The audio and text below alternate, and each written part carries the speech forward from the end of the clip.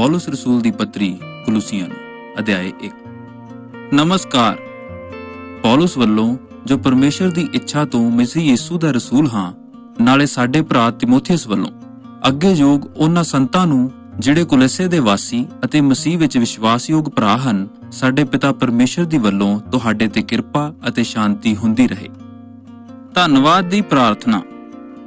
ਅਸੀਂ ਪਰਮੇਸ਼ਰ ਦਾ, ਜੋ ਸਾਡੇ ਪ੍ਰਭੂ ਯਿਸੂ ਮਸੀਹ ਦਾ ਪਿਤਾ ਹੈ, ਧੰਨਵਾਦ ਕਰਦੇ ਅਤੇ ਹਰ ਰੋਜ਼ ਤੁਹਾਡੇ ਲਈ ਪ੍ਰਾਰਥਨਾ ਕਰਦੇ ਹਾਂ, ਜਦੋਂ ਅਸੀਂ ਤੁਹਾਡੇ ਵਿਸ਼ਵਾਸ ਦੀ, ਜਿਹੜਾ ਮਸੀਹ ਯਿਸੂ ਉੱਤੇ ਹੈ, ਅਤੇ ਉਸ ਪਿਆਰ ਦੀ, ਜੋ ਤੁਸੀਂ ਸਾਰੇ ਸੰਤਾਂ ਨਾਲ ਕਰਦੇ ਹੋ, ਖਬਰ ਸੁਣੀ। ਇਹ ਉਸ ਆਸ ਦੇ ਕਾਰਨ ਹੈ ਜੋ ਤੁਹਾਡੇ ਲਈ ਸਵਰਗ ਵਿੱਚ ਰੱਖੀ ਹੋਈ ਹੈ, ਜਿਸ ਦੀ ਖਬਰ ਤੁਸੀਂ ਖੁਸ਼ਖਬਰੀ ਦੀ ਸੱਚਾਈ ਦੇ ਬਚਨ ਵਿੱਚ ਅੱਗੋਂ ਸੁਣੀ, ਅਤੇ ਉਹ ਤੁਹਾਡੇ ਕੋਲ ਆ ਪਹੁੰਚੀ। ਅਤੇ ਜਿਵੇਂ ਉਹ ਸਾਰੇ ਸੰਸਾਰ ਵਿੱਚ ਵੀ ਫੈਲਦੀ ਅਤੇ ਵੱਧਦੀ ਹੈ, ਤਿਵੇਂ ਉਸ ਦਿਨ ਤੋਂ ਜਦ ਤੁਸੀਂ ਉਸ ਨੂੰ ਸੁਣਿਆ ਅਤੇ ਪਰਮੇਸ਼ਰ ਦੀ ਕਿਰਪਾ ਨੂੰ ਸੱਚਾਈ ਨਾਲ ਪਛਾਣਿਆ, ਤੁਹਾਡੇ ਵਿੱਚ ਵੀ ਫੈਲਦੀ ਅਤੇ ਵੱਧਦੀ ਹੈ। ਜਿਵੇਂ ਤੁਸੀਂ ਸਾਡੇ ਸਹਿਕਰਮੀ ਪਿਆਰੇ ਇਪਫਰਾਸ ਤੋਂ ਸਿੱਖਿਆ, ਜਿਹੜਾ ਸਾਡੇ ਲਈ ਮਸੀਹ ਦਾ ਵਿਸ਼ਵਾਸਯੋਗ ਸੇਵਕ ਹੈ, ਜਿਸ ਨੇ ਤੁਹਾਡਾ ਉਹ ਪਿਆਰ ਵੀ, ਜੋ ਆਤਮਾ ਤੋਂ ਹੈ, ਸਾਨੂੰ ਦੱਸਿਆ।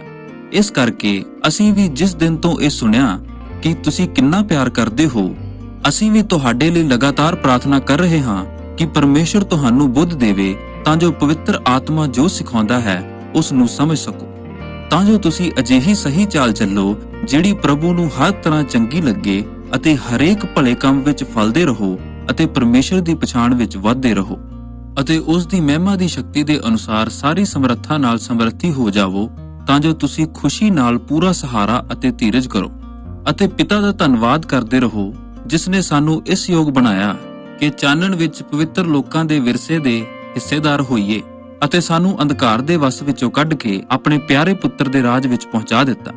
ਉਸ ਦੇ ਵਿੱਚ ਸਾਨੂੰ ਛੁਟਕਾਰਾ ਅਰਥਾਤ ਪਾਪਾਂ ਦੀ ਮਾਫੀ ਮਿਲਦੀ ਹੈ। ਪਰਮੇਸ਼ਰ ਦੇ ਪੁੱਤਰ ਦੀ ਸ੍ਰੇਸ਼ਟਤਾ। ਉਹ ਮਹਾਨ ਪਰਮੇਸ਼ਰ ਦਾ ਰੂਪ ਅਤੇ ਸਾਰੀ ਸ੍ਰਿਸ਼ਟ ਵਿੱਚੋਂ ਪਹਿਲੌਠਾ ਹੈ, ਕਿਉਂ ਜੋ ਆਕਾਸ਼ ਅਤੇ ਧਰਤੀ ਉੱਤੇ ਸਾਰੀਆਂ ਵਸਤਾਂ ਉਸੇ ਤੋਂ ਉਤਪਤ ਹੋਈਆਂ, ਨਾਲੇ ਦਿਸਣ ਵਾਲੀਆਂ ਨਾਲੇ ਨਾ ਦਿਸਣ ਵਾਲੀਆਂ, ਕੀ ਸਿੰਘਾਸਨ, ਕੀ ਰਿਆਸਤਾਂ, ਕੀ ਸਰਕਾਰਾਂ, ਕੀ ਅਧਿਕਾਰ, ਸਭੋ ਕੁਝ ਉਸ ਦੇ ਦੁਆਰਾ ਅਤੇ ਉਸੇ ਦੇ ਲਈ ਉਤਪਤ ਹੋਇਆ ਹੈ, ਅਤੇ ਉਹ ਸਭ ਤੋਂ ਪਹਿਲਾ ਹੈ, ਅਤੇ ਸਭੋ ਕੁਝ ਉਸੇ ਵਿੱਚ ਸਥਿਰ ਰਹਿੰਦਾ ਹੈ। ਅਤੇ ਉਹ ਸਰੀਰ ਦਾ ਅਰਥਾਤ ਕਲੀਸਿਆ ਦਾ ਸਿਰ ਹੈ। ਉਹੀ ਆਦ ਹੈ ਅਤੇ ਮੁਰਦਿਆਂ ਵਿੱਚੋਂ ਪਹਿਲੌਠਾ ਹੈ, ਕਿ ਉਹ ਸਭਨਾਂ ਗੱਲਾਂ ਵਿੱਚ ਪ੍ਰਧਾਨ ਹੋਵੇ, ਕਿਉਂ ਜੋ ਪਰਮੇਸ਼ਰ ਨੂੰ ਇਹ ਚੰਗਾ ਲੱਗਾ, ਜੋ ਸਾਰੀ ਸੰਪੂਰਨਤਾ ਹੀ ਉਸ ਵਿੱਚ ਵਸੇ, ਅਤੇ ਉਸ ਦੀ ਸਲੀਬ ਦੇ ਲਹੂ ਦੇ ਵਸੀਲੇ ਮੇਲ ਕਰਾ ਕੇ ਧਰਤੀ ਉੱਤੇ ਅਤੇ ਆਕਾਸ਼ ਉੱਤੇ ਸਾਰੀਆਂ ਵਸਤਾਂ ਨੂੰ ਉਹਦੇ ਰਾਹੀਂ, ਹਾਂ ਉਸੇ ਦੇ ਰਾਹੀਂ ਆਪਣੇ ਨਾਲ ਮੇਲ ਮਿਲਾਵੇ, ਅਤੇ ਤੁਹਾਨੂੰ ਜਿਹੜੇ ਅੱਗੇ ਵੱਖਰੇ ਹੋਏ ਅਤੇ ਆਪਣੇ ਬੁਰੇ ਕੰਮਾਂ ਦੇ ਕਾਰਨ ਮਨੋਵੈਰੀ ਸੀ, ਉਸ ਨੇ ਹੁਣ ਉਹਦੇ ਸਰੀਰ ਨਾਲ ਮੌਤ ਦੇ ਵਸੀਲੇ ਮੇਲ ਕਰਾਇਆ, ਤਾਂ ਜੋ ਉਹ ਤੁਹਾਨੂੰ ਪਵਿੱਤਰ, ਨਿਰਦੋਸ਼ ਅਤੇ ਬੇਇਲਜ਼ਾਮ ਆਪਣੇ ਸਨਮੁਖ ਖੜਾ ਕਰੇ।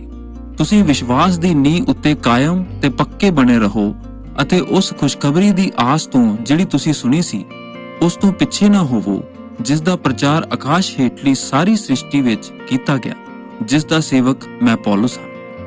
ਕਲੀਸਿਆ ਦਾ ਸੇਵਕ ਪੌਲੁਸ।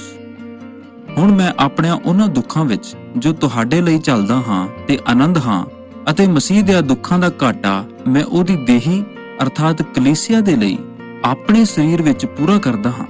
ਮੈਂ ਉਸ ਕਲੀਸਿਆ ਦਾ ਸੇਵਕ ਹੋਇਆ ਉਸ ਮੁਖਤਿਆਰੀ ਕਰਕੇ ਜੋ ਮੈਨੂੰ ਪਰਮੇਸ਼ਰ ਦੀ ਵੱਲੋਂ ਤੁਹਾਡੇ ਲਈ ਦਿੱਤੀ ਹੋਈ ਹੈ, ਕਿ ਮੈਂ ਪਰਮੇਸ਼ਰ ਦੇ ਬਚਨ ਦਾ ਪੂਰਾ ਪ੍ਰਚਾਰ ਕਰਾਂ, ਅਰਥਾਤ ਉਸ ਭੇਤ ਦੀ ਜਿਹੜਾ ਸਾਰਿਆਂ ਯੁੱਗਾਂ ਅਤੇ ਪੀੜ੍ਹੀਆਂ ਤੋਂ ਗੁਪਤ ਰਿਹਾ, ਪਰ ਹੁਣ ਉਹਦੇ ਸੰਤਾਂ ਉੱਤੇ ਪ੍ਰਗਟ ਹੋਇਆ, ਜਿਨ੍ਹਾਂ ਉੱਤੇ ਪਰਮੇਸ਼ਰ ਨੇ ਪ੍ਰਗਟ ਕਰਨਾ ਚਾਹਿਆ ਕਿ ਪਰਾਈਆਂ ਕੌਮਾਂ ਵਿੱਚ ਇਸ ਭੇਤ ਦੀ ਮਹਿਮਾ ਦਾ ਧਨ ਕੀ ਹੈ। ਸੋ ਇਹ ਮਸੀਹ ਤੁਹਾਡੇ ਵਿੱਚ ਪ੍ਰਤਾਪ ਦੀ ਆਸ ਹੈ, ਜਿਸ ਦੀ ਅਸੀਂ ਖਬਰ ਦਿੰਦੇ ਹਾਂ, ਅਤੇ ਹਰੇਕ ਮਨੁੱਖ ਨੂੰ ਸੁਚੇਤ ਕਰਦੇ ਅਤੇ ਹਰੇਕ ਮਨੁੱਖ ਨੂੰ ਪੂਰੇ ਗਿਆਨ ਨਾਲ ਉਪਦੇਸ਼ ਦਿੰਦੇ ਹਾਂ, ਕਿ ਅਸੀਂ ਹਰੇਕ ਮਨੁੱਖ ਨੂੰ ਮਸੀਹ ਵਿੱਚ ਸਿੱਧ ਕਰਕੇ ਪੇਸ਼ ਕਰੀਏ। ਅਤੇ ਇਸ ਲਈ ਮੈਂ ਉਹਦੀ ਸ਼ਕਤੀ ਦੇ ਅਨੁਸਾਰ, ਜੋ ਮੇਰੇ ਵਿੱਚ ਸਮਰੱਥਾ ਨਾਲ ਪ੍ਰਭਾਵ ਪਾਉਂਦਾ ਹੈ, ਤਨੋ ਮਨੋ ਮਿਹਨਤ ਕਰਦਾ ਹਾਂ। ਕੁਲੂਸੀਆਂ ਨੂੰ, ਅਧਿਆਇ 2। ਮੈਂ ਚਾਹੁੰਦਾ ਹਾਂ ਕਿ ਤੁਸੀਂ ਇਹ ਜਾਣੋ, ਜੋ ਮੈਂ ਤੁਹਾਡੇ ਅਤੇ ਉਹਨਾਂ ਦੇ ਲਈ ਜਿਹੜੇ ਲਾਉਦੀਕਿਆ ਵਿੱਚ ਹਨ, ਅਤੇ ਉਹਨਾਂ ਸਭਨਾਂ ਦੇ ਲਈ ਜਿਨ੍ਹਾਂ ਮੇਰਾ ਮੂੰਹ ਕਦੇ ਨਹੀਂ ਵੇਖਿਆ, ਕਿੰਨੀ ਮਿਹਨਤ ਕਰਦਾ ਹਾਂ, ਤਾਂ ਜੋ ਉਹਨਾਂ ਦੇ ਦਿਲਾਂ ਨੂੰ ਤਸੱਲੀ ਹੋਵੇ ਅਤੇ ਉਹ ਪਿਆਰ ਵਿੱਚ ਬਣੇ ਰਹਿਣ ਕਿ ਉਹ ਸਮਝ ਦੇ ਪੂਰੇ ਵਿਸ਼ਵਾਸ ਦੇ ਸਾਰੇ ਧਨ ਨੂੰ ਪ੍ਰਾਪਤ ਕਰ ਲੈਣ ਅਤੇ ਪਰਮੇਸ਼ਰ ਦੇ ਭੇਤ ਨੂੰ ਜਾਣ ਲੈਣ, ਅਰਥਾਤ ਮਸੀਹ ਨੂੰ, ਜਿਸ ਦੇ ਵਿੱਚ ਬੁੱਧ ਅਤੇ ਗਿਆਨ ਦੇ ਸਾਰੇ ਖਜ਼ਾਨੇ ਲੁਕੇ ਹੋਏ ਹਨ। ਮੈਂ ਇਹ ਆਖਦਾ ਹਾਂ ਕਿ ਭਰਮਾਉਣ ਵਾਲੀਆਂ ਗੱਲਾਂ ਨਾਲ ਕੋਈ ਤੁਹਾਨੂੰ ਗੁੰਮਰਾਹ ਨਾ ਕਰ ਲਵੇ, ਕਿਉਂ ਜੋ ਮੈਂ ਭਾਵੇਂ ਸਰੀਰ ਕਰਕੇ ਤੁਹਾਡੇ ਤੋਂ ਦੂਰ ਹਾਂ, ਪਰ ਆਤਮਾ ਕਰਕੇ ਤੁਹਾਡੇ ਕੋਲ ਹਾਂ ਅਤੇ ਤੁਹਾਡੇ ਜੀਵਨ ਦੇ ਚਾਲ ਚਲਨ ਅਤੇ ਤੁਹਾਡੇ ਮਸੀਹ ਉੱਤੇ ਵਿਸ਼ਵਾਸ ਦੀ ਦ੍ਰਿੜਤਾ ਵੇਖ ਕੇ ਆਨੰਦ ਹੁੰਦਾ ਹਾਂ। ਮਸੀਹ ਵਿੱਚ ਆਤਮਿਕ ਭਰਪੂਰੀ। ਸੋ ਜਿਵੇਂ ਤੁਸੀਂ ਪ੍ਰਭੂ ਯਿਸੂ ਮਸੀਹ ਨੂੰ ਕਬੂਲ ਕੀਤਾ, ਤਿਵੇਂ ਤੁਸੀਂ ਉਹਦੇ ਵਿੱਚ ਚੱਲਦੇ ਜਾਓ ਅਤੇ ਜੜ ਫੜ ਕੇ ਵੱਧਦੇ ਜਾਓ ਅਤੇ ਆਪਣੇ ਵਿਸ਼ਵਾਸ ਵਿੱਚ ਮਜ਼ਬੂਤ ਹੋ ਕੇ, ਜਿਵੇਂ ਤੁਹਾਨੂੰ ਉਪਦੇਸ਼ ਹੋਇਆ ਸੀ, ਧੰਨਵਾਦ ਬਹੁਤਾ ਕਰਦੇ ਜਾਓ। ਸਾਵਧਾਨ ਰਹੋ ਕਿ ਕੋਈ ਆਪਣੀ ਸਿੱਖਿਆ ਅਤੇ ਫਜ਼ੂਲ ਧੋਖੇ ਨਾਲ ਤੁਹਾਨੂੰ ਲੁੱਟ ਨਾ ਲਵੇ, ਜੋ ਮਨੁੱਖਾਂ ਦੀਆਂ ਰੀਤਾਂ ਅਤੇ ਸੰਸਾਰ ਦੀਆਂ ਮੂਲ ਗੱਲਾਂ ਦੇ ਅਨੁਸਾਰ ਹਨ, ਪਰ ਮਸੀਹ ਦੇ ਅਨੁਸਾਰ ਨਹੀਂ, ਕਿਉਂ ਜੋ ਪਰਮੇਸ਼ਰ ਦੀ ਸਾਰੀ ਭਰਪੂਰੀ ਉਸੇ ਵਿੱਚ ਹੋ ਕੇ ਵਸਦੀ ਹੈ ਅਤੇ ਤੁਸੀਂ ਉਹਦੇ ਵਿੱਚ ਪੂਰੇ ਹੋ ਗਏ ਹੋ, ਜਿਹੜਾ ਸਾਰੀ ਹਕੂਮਤ ਅਤੇ ਇਖਤਿਆਰ ਦਾ ਸਿਰ ਹੈ, ਜਿਸ ਦੇ ਵਿੱਚ ਤੁਸੀਂ ਅਜਿਹੀ ਸੁਨਤ ਨਾਲ ਸੁਨਤੀ ਵੀ ਹੋਏ ਜੋ ਹੱਥਾਂ ਨਾਲ ਕੀਤੀ ਹੋਈ ਨਹੀਂ, ਅਰਥਾਤ ਮਸੀਹ ਵਾਲੀ ਸੁਨਤ ਹੈ, ਜਿਸ ਦੇ ਵਿੱਚ ਸਰੀਰਕ ਮਾਸ ਲਾ ਸੁੱਟੀਦਾ ਹੈ।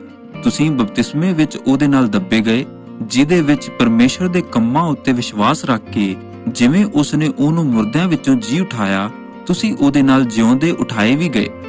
ਅਤੇ ਉਸਨੇ ਤੁਹਾਨੂੰ, ਜਿਹੜੇ ਆਪਣੇ ਪਾਪ ਅਤੇ ਆਪਣੇ ਸਰੀਰ ਦੀ ਅਸੁੰਨਤ ਦੇ ਕਾਰਨ ਮਰੇ ਹੋਏ ਸੀ, ਉਹਦੇ ਨਾਲ ਜਿਉਂਦੇ ਹੋਏ, ਕਿਉਂ ਜੋ ਉਸਨੇ ਸਾਡੇ ਸਾਰੇ ਪਾਪ ਸਾਨੂੰ ਮਾਫ ਕੀਤੇ ਅਤੇ ਉਸ ਲਿਖਤ ਨੂੰ, ਜਿਹੜੀ ਹੁਕਮਾਂ ਕਰਕੇ ਸਾਡੇ ਵਿਰੁੱਧ ਸੀ, ਉਸਨੇ ਖਤਮ ਕਰ ਦਿੱਤਾ ਅਤੇ ਉਹਨੂੰ ਸਲੀਬ ਉੱਤੇ ਕਿੱਲਾਂ ਨਾਲ ਠੋਕ ਕੇ ਵਿੱਚੋਂ ਕੱਢ ਸੁੱਟਿਆ। ਉਸਨੇ ਹਕੂਮਤਾਂ ਅਤੇ ਇਖਤਿਆਰਾਂ ਨੂੰ ਆਪਣੇ ਤੋਂ ਉਤਾਰ ਕੇ ਅਤੇ ਉਸੇ ਦੇ ਦੁਆਰਾ ਉਹਨਾਂ ਨੂੰ ਜਿੱਤ ਕੇ ਖੁੱਲਮ ਖੁੱਲਾ ਤਮਾਸ਼ਾ ਬਣਾਇਆ। ਮਨੁੱਖੀ ਨਿਯਮਾਂ ਤੋਂ ਆਜ਼ਾਦੀ। ਇਸ ਲਈ ਖਾਣ ਪੀਣ, ਤਿਉਹਾਰ, ਅਮੱਸਿਆ ਜਾਂ ਸਬਤਾਂ ਦੇ ਵਿਖੇ ਕੋਈ ਤੁਹਾਡੇ ਉੱਤੇ ਗਲਤ ਦੋਸ਼ ਨਾ ਲਾਵੇ। ਇਹ ਤਾਂ ਹੋਣ ਵਾਲੀਆਂ ਗੱਲਾਂ ਦਾ ਪਰਛਾਵਾਂ ਹਨ, ਪਰ ਵਾਸਤਵਿਕਤਾ ਮਸੀਹ ਹੈ। ਕੋਈ ਮਨੁੱਖ ਅਧੀਨਤਾਈ ਅਤੇ ਦੂਤਾਂ ਦੀ ਪੂਜਾ ਨੂੰ ਪਸੰਦ ਕਰਕੇ ਤੁਹਾਨੂੰ ਇਨਾਮ ਤੋਂ ਕਿਤੇ ਵਾਂਝਾ ਨਾ ਰੱਖੇ, ਜਿਹੜਾ ਆਪਣੀ ਸਰੀਰਕ ਬੁੱਧ ਤੋਂ ਅਕਾਰਤ ਫੁੱਲ ਕੇ ਵੇਖੀਆਂ ਹੋਈਆਂ ਗੱਲਾਂ ਉੱਤੇ ਲੱਗਾ ਰਹਿੰਦਾ ਹੈ ਅਤੇ ਉਸ ਸਿਰ ਨੂੰ ਫੜੀ ਨਹੀਂ ਰੱਖਦਾ, ਜਿਸ ਤੋਂ ਸਾਰੀ ਦੇਹੀ ਜੋੜਾਂ ਅਤੇ ਪੱਠਿਆਂ ਦੇ ਰਾਹੀਂ ਪਲ ਕੇ ਅਤੇ ਆਪਸ ਵਿੱਚ ਜੁੜ ਕੇ ਪਰਮੇਸ਼ਰ ਦੀ ਵੱਲੋਂ ਵੱਧਦੀ ਜਾਂਦੀ ਹੈ। ਮਸੀਹ ਦੇ ਨਾਲ ਮਰਨਾ ਅਤੇ ਜਿਉਣਾ। ਜੇ ਤੁਸੀਂ ਮਸੀਹ ਦੇ ਨਾਲ ਸੰਸਾਰ ਦੀਆਂ ਮੂਲ ਗੱਲਾਂ ਤੋਂ ਮਰ ਗਏ, ਤਾਂ ਸੰਸਾਰ ਵਿੱਚ ਜਿਉਂਦਿਆਂ ਵਾਂਗੂ ਕਿਉਂ ਇਸ ਤਰ੍ਹਾਂ ਦੀਆਂ ਵਿਧੀਆਂ ਦੇ ਵਸ ਵਿੱਚ ਆਉਂਦੇ ਹੋ, ਜਿਹੜੀਆਂ ਮਨੁੱਖਾਂ ਦੀਆਂ ਆਗਿਆ ਅਤੇ ਸਿੱਖਿਆ ਦੇ ਅਨੁਸਾਰ ਹਨ, ਜਿਵੇਂ ਹੱਥ ਨਾ ਲਾਵੀਂ, ਨਾ ਚੱਖੀਂ, ਨਾ ਛੂਵੀਂ। ਇਹ ਸਾਰੀਆਂ ਵਸਤਾਂ ਵਰਤਨ ਨਾਲ ਹੀ ਨਾਸ ਹੋ ਜਾਣਗੀਆਂ, ਭਾਵੇਂ ਇਹ ਗੱਲਾਂ ਮਨਮਰਜ਼ੀ ਦੀ ਪੂਜਾ ਅਤੇ ਅਧੀਨਤਾਈ ਅਤੇ ਦੇਹੀ ਦੀ ਤਪੱਸਿਆ ਕਰਕੇ ਸੂਝਵਾਨ ਨਾਮ ਦੇ ਤਾਂ ਹਨ, ਪਰ ਸਰੀਰ ਦੀਆਂ ਕਾਮਨਾ ਦੇ ਰੋਕਣ ਲਈ ਇਹ ਕਿਸੇ ਕੰਮ ਦੀਆਂ ਨਹੀਂ। ਕੁਲੂਸੀਆਂ ਨੂੰ ਅਧਿਆਇ 3। ਸੋ ਜੇ ਤੁਸੀਂ ਮਸੀਹ ਦੇ ਨਾਲ ਜਿਉਂਦੇ ਕੀਤੇ ਗਏ, ਤਾਂ ਉਤਾਹਾਂ ਦੀਆਂ ਗੱਲਾਂ ਦੇ ਮਗਰ ਲੱਗੇ ਰਹੋ, ਜਿੱਥੇ ਮਸੀਹ ਪਰਮੇਸ਼ਰ ਦੇ ਸੱਜੇ ਪਾਸੇ ਬੈਠਾ ਹੈ। ਉਤਾਹਾਂ ਦੀਆਂ ਗੱਲਾਂ ਉੱਤੇ ਮਨ ਲਾਓ, ਨਾ ਉਹਨਾਂ ਉੱਤੇ ਜਿਹੜੀਆਂ ਧਰਤੀ ਤੇ ਹਨ, ਕਿਉਂ ਜੋ ਤੁਸੀਂ ਮਰ ਗਏ ਅਤੇ ਤੁਹਾਡਾ ਜੀਵਨ ਮਸੀਹ ਦੇ ਨਾਲ ਪਰਮੇਸ਼ਰ ਵਿੱਚ ਗੁਪਤ ਹੋਇਆ ਹੈ। ਜਿਸ ਵੇਲੇ ਮਸੀਹ, ਜੋ ਸਾਡਾ ਜੀਵਨ ਹੈ, ਪ੍ਰਗਟ ਕੀਤਾ ਜਾਵੇਗਾ, ਉਸ ਵੇਲੇ ਤੁਸੀਂ ਵੀ ਉਹਦੇ ਨਾਲ ਮਹਿਮਾ ਵਿੱਚ ਪ੍ਰਗਟ ਕੀਤੇ ਜਾਓਗੇ। ਪੁਰਾਣਾ ਜੀਵਨ ਅਤੇ ਨਵਾਂ ਜੀਵਨ। ਇਸ ਲਈ ਤੁਸੀਂ ਆਪਣੀਆਂ ਬੁਰਾਈਆਂ ਨੂੰ, ਜੋ ਧਰਤੀ ਉੱਤੇ ਹਨ, ਛੱਡ ਦਿਓ, ਅਰਥਾਤ ਹਰਾਮਕਾਰੀ, ਗੰਦਮੰਦ, ਕਾਮਨਾ, ਬੁਰੀ ਇੱਛਾ ਅਤੇ ਲੋਭ ਨੂੰ, ਜਿਹੜਾ ਮੂਰਤੀ ਪੂਜਾ ਹੈ, ਕਿਉਂ ਜੋ ਇਹਨਾਂ ਗੱਲਾਂ ਦੇ ਕਾਰਨ ਪਰਮੇਸ਼ਰ ਦਾ ਕ੍ਰੋਧ ਅਣਆਗਿਆਕਾਰੀ ਦੇ ਪੁੱਤਰਾਂ ਉੱਤੇ ਪੈਂਦਾ ਹੈ, ਜਿਨ੍ਹਾਂ ਦੇ ਰਾਹ ਤੁਸੀਂ ਵੀ ਅੱਗੇ ਚੱਲਦੇ ਸੀ, ਜਿਸ ਵੇਲੇ ਉਹਨਾਂ ਵਿੱਚ ਜਿਉਂਦੇ ਸੀ। ਪਰ ਹੁਣ ਤੁਸੀਂ ਇਹਨਾਂ ਸਾਰੀਆਂ ਗੱਲਾਂ ਨੂੰ, ਅਰਥਾਤ ਰੋਸ, ਗੁੱਸਾ, ਬਦੀ, ਦੁਰਬਚਨ ਅਤੇ ਆਪਣੇ ਮੂੰਹੋਂ ਗੰਦੀਆਂ ਗਾਲਾਂ ਕੱਢਣੀਆਂ ਛੱਡ ਦਿਓ। ਇੱਕ ਦੂਜੇ ਨਾਲ ਝੂਠ ਨਾ ਬੋਲੋ, ਕਿਉਂ ਜੋ ਤੁਸੀਂ ਪੁਰਾਣੀ ਇਨਸਾਨੀਅਤ ਨੂੰ ਉਹਦਿਆਂ ਕੰਮਾਂ ਸਣੇ ਲਾ ਸੁੱਟਿਆ ਅਤੇ ਨਵੀਂ ਨੂੰ ਪਹਿਨ ਲਿਆ, ਜੋ ਪੂਰਨ ਗਿਆਨ ਲਈ ਆਪਣੇ ਸਿਰਜਣਹਾਰ ਦੇ ਸਰੂਪ ਦੇ ਉੱਤੇ ਨਵੀਂ ਬਣਦੀ ਜਾਂਦੀ ਹੈ। ਉੱਥੇ ਯੂਨਾਨੀ ਅਤੇ ਯਹੂਦੀ, ਸੁਨਤੀ ਅਤੇ ਅਸੁਨਤੀ, ਵੈਸ਼ੀ ਅਤੇ ਸਕੂਥੀ, ਗੁਲਾਮ ਅਤੇ ਆਜ਼ਾਦ ਕੋਈ ਵੀ ਨਹੀਂ ਹੋ ਸਕਦਾ, ਪਰ ਮਸੀਹ ਸਭ ਕੁਝ ਅਤੇ ਸਾਰਿਆਂ ਵਿੱਚ ਹੈ। ਸੋ ਤੁਸੀਂ ਪਰਮੇਸ਼ਰ ਦੇ ਚੁਣਿਆ ਹੋਇਆਂ ਵਾਂਗੂ, ਜਿਹੜੇ ਪਵਿੱਤਰ ਅਤੇ ਪਿਆਰੇ ਹਨ, ਰਹਿਮ ਦਿਲ, ਦਿਆਲਗੀ, ਅਧੀਨਗੀ, ਨਰਮਾਈ ਅਤੇ ਸੰਜਮ ਨੂੰ ਪਹਿਨ ਲਓ। ਅਤੇ ਜੇ ਕੋਈ ਕਿਸੇ ਉੱਤੇ ਗਿਲਾ ਰੱਖਦਾ ਹੋਵੇ ਤਾਂ ਇੱਕ ਦੂਜੇ ਦੀ ਸਹਿ ਲਵੇ ਅਤੇ ਇੱਕ ਦੂਜੇ ਨੂੰ ਮਾਫ ਕਰ ਦੇਵੇ। ਜਿਵੇਂ ਪ੍ਰਭੂ ਨੇ ਵੀ ਤੁਹਾਨੂੰ ਮਾਫ ਕੀਤਾ ਹੈ, ਉਸੇ ਤਰ੍ਹਾਂ ਤੁਸੀਂ ਵੀ ਕਰੋ। ਅਤੇ ਇਹਨਾਂ ਸਭ ਦੇ ਉੱਤੋਂ ਦੀ ਪਿਆਰ ਨੂੰ ਪਾ ਲਓ, ਜਿਹੜਾ ਸੰਪੂਰਨਤਾਈ ਦਾ ਬੰਧ ਹੈ, ਅਤੇ ਮਸੀਹ ਦੀ ਸ਼ਾਂਤੀ, ਜਿਸ ਦੇ ਲਈ ਤੁਸੀਂ ਇੱਕੋ ਦੇ ਹੋ ਕੇ ਸੱਦੇ ਵੀ ਗਏ ਹੋ, ਤੁਹਾਡਿਆਂ ਮਨਾਂ ਵਿੱਚ ਰਾਜ ਕਰੇ ਅਤੇ ਤੁਸੀਂ ਧੰਨਵਾਦ ਕਰਿਆ ਕਰੋ। ਮਸੀਹ ਦਾ ਬਚਨ ਪੂਰੀ ਬੁੱਧ ਨਾਲ ਤੁਹਾਡੇ ਵਿੱਚ ਬਹੁਤਾ ਕਰਕੇ ਵਸੇ ਅਤੇ ਤੁਸੀਂ ਜ਼ਬੂਰਾਂ, ਭਜਨਾਂ ਅਤੇ ਆਤਮਿਕ ਗੀਤਾਂ ਦੁਆਰਾ ਇੱਕ ਦੂਏ ਨੂੰ ਉਪਦੇਸ਼ ਦਿਆ ਕਰੋ ਅਤੇ ਸੁਚੇਤ ਕਰੋ ਅਤੇ ਧੰਨਵਾਦੀ ਹੋ ਕੇ ਪਰਮੇਸ਼ਰ ਦੇ ਲਈ ਆਪਣੇ ਮਨਾਂ ਵਿੱਚ ਗਾਇਆ ਕਰੋ।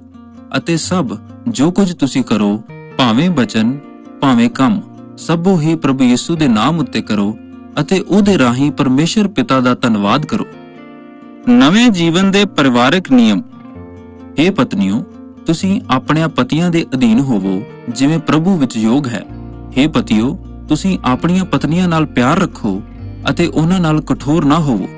हे ਬੱਚਿਓ, ਤੁਸੀਂ ਹਰੇਕ ਗੱਲ ਵਿੱਚ ਆਪਣੇ ਆਪਣੇ ਮਾਪਿਆਂ ਦੀ ਆਗਿਆਕਾਰੀ ਕਰੋ, ਕਿਉਂ ਜੋ ਪ੍ਰਭੂ ਵਿੱਚ ਇਹ ਗੱਲ ਚੰਗੀ ਹੈ।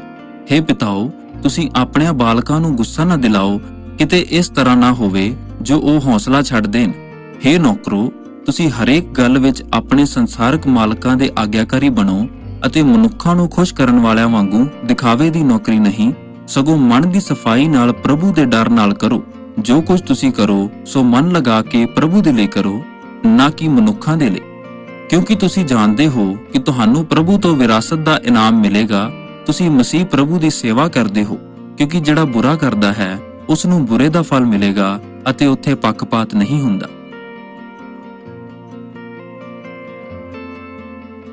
ਕੁਲੂਸੀਆਂ ਨੂੰ ਅਧਿਆਇ 4। हे ਮਾਲਕੋ, ਤੁਸੀਂ ਆਪਣੇ ਨੌਕਰਾਂ ਨਾਲ ਇਹੋ ਜਿਹਾ ਵਰਤਾਵਾ ਕਰੋ ਜਿਹੜਾ ਠੀਕ ਅਤੇ ਨਿਆਂਈ ਹੈ, ਕਿਉਂ ਜੋ ਤੁਸੀਂ ਜਾਣਦੇ ਹੋ ਕਿ ਸਵਰਗ ਵਿੱਚ ਤੁਹਾਡਾ ਵੀ ਇੱਕ ਮਾਲਕ ਹੈ। ਕੁਝ ਵਿਵਹਾਰਿਕ ਸਲਾਹ। ਲਗਾਤਾਰ ਪ੍ਰਾਰਥਨਾ ਕਰਦੇ ਰਹੋ ਅਤੇ ਧੰਨਵਾਦ ਕਰਦਿਆਂ ਹੋਇਆਂ ਉਸ ਵਿੱਚ ਬਣੇ ਰਹੋ। ਨਾਲੇ ਸਾਡੇ ਲਈ ਵੀ ਪ੍ਰਾਰਥਨਾ ਕਰੋ ਕਿ ਪਰਮੇਸ਼ਰ ਸਾਡੇ ਲਈ ਬਾਣੀ ਦਾ ਬੂਹਾ ਖੋਲੇ, ਤਾਂ ਜੋ ਅਸੀਂ ਮਸੀਹ ਦੇ ਭੇਤ ਦਾ ਵਰਣਨ ਕਰੀਏ, ਜਿਸ ਦੇ ਕਾਰਨ ਮੈਂ ਕੈਦ ਵਿੱਚ ਹਾਂ, ਕਿ ਜਿਵੇਂ ਮੈਨੂੰ ਵਰਣਨ ਕਰਨਾ ਯੋਗ ਹੈ ਉਸੇ ਤਰ੍ਹਾਂ ਹੀ ਉਸ ਨੂੰ ਪ੍ਰਗਟ ਕਰਾਂ। ਤੁਸੀਂ ਸਮੇਂ ਨੂੰ ਲਾਭਦਾਇਕ ਜਾਣ ਕੇ ਬਾਹਰਲਿਆਂ ਦੇ ਅੱਗੇ ਹੋਸ਼ ਨਾਲ ਚੱਲੋ। ਤੁਹਾਡੀ ਗੱਲਬਾਤ ਹਮੇਸ਼ਾ ਕਿਰਪਾ ਵਾਲੀ ਅਤੇ ਸਲੂਣੀ ਹੋਵੇ, ਤਾਂ ਜੋ ਤੁਸੀਂ ਜਾਣੋ ਕਿ ਹਰੇਕ ਨੂੰ ਕਿਵੇਂ ਉੱਤਰ ਦੇਣਾ ਚਾਹੀਦਾ ਹੈ। ਆਖਰੀ ਨਮਸਕਾਰ। ਤੁਖਿਕੁਸ, ਜਿਹੜਾ ਪ੍ਰਭੂ ਵਿੱਚ ਪਿਆਰਾ ਭਾਈ ਅਤੇ ਜ਼ਿੰਮੇਵਾਰ ਸੇਵਕ ਅਤੇ ਮੇਰੇ ਨਾਲ ਦਾ ਦਾਸ ਹੈ, ਮੇਰਾ ਸਾਰਾ ਹਾਲ ਤੁਹਾਨੂੰ ਦੱਸੇਗਾ ਅਤੇ ਮੈਂ ਉਹਨੂੰ ਇਸੇ ਲਈ ਤੁਹਾਡੇ ਕੋਲ ਭੇਜਿਆ ਹੈ ਜੋ ਤੁਸੀਂ ਸਾਡਾ ਹਾਲ ਜਾਣ ਲਵੋ ਅਤੇ ਉਹ ਤੁਹਾਡਿਆਂ ਦਿਲਾਂ ਨੂੰ ਤਸੱਲੀ ਦੇਵੇ। ਮੈਂ ਉਹਦੇ ਨਾਲ ਓਨੇਸਿਮੁਸ ਨੂੰ ਭੇਜਿਆ, ਜਿਹੜਾ ਵਿਸ਼ਵਾਸਯੋਗ ਅਤੇ ਪਿਆਰਾ ਭਰਾ ਅਤੇ ਤੁਹਾਡੇ ਵਿੱਚੋਂ ਹੀ ਹੈ। ਉਹ ਇੱਥੋਂ ਦੀਆਂ ਸਾਰੀਆਂ ਗੱਲਾਂ ਤੁਹਾਨੂੰ ਦੱਸਣਗੇ। ਅਰਿਸਤਰਖੁਸ, ਜੋ ਮੇਰੇ ਨਾਲ ਕੈਦ ਹੈ, ਨਾਲੇ ਮਰਕੁਸ, ਜਿਹੜਾ ਬਰਨਬਾਸ ਦਾ ਭਰਾ ਹੈ, ਜਿਸ ਦੇ ਬਾਰੇ ਤੁਹਾਨੂੰ ਹੁਕਮ ਮਿਲਿਆ ਸੀ, ਜੋ ਉਹ ਤੁਹਾਡੇ ਕੋਲ ਆਵੇ ਤਾਂ ਤੁਸੀਂ ਉਹਦਾ ਆਦਰ ਮਾਣ ਕਰਨਾ। ਅਤੇ ਯਿਸੂ, ਜਿਸ ਨੂੰ ਯੁਸਤੁਸ ਕਰਕੇ ਸੱਦੀਦਾ ਹੈ, ਇਹ ਜਿਹੜੇ ਸੁਨਤੀਆਂ ਵਿੱਚੋਂ ਹਨ, ਤੁਹਾਡਾ ਹਾਲ ਚਾਲ ਪੁੱਛਦੇ ਹਨ।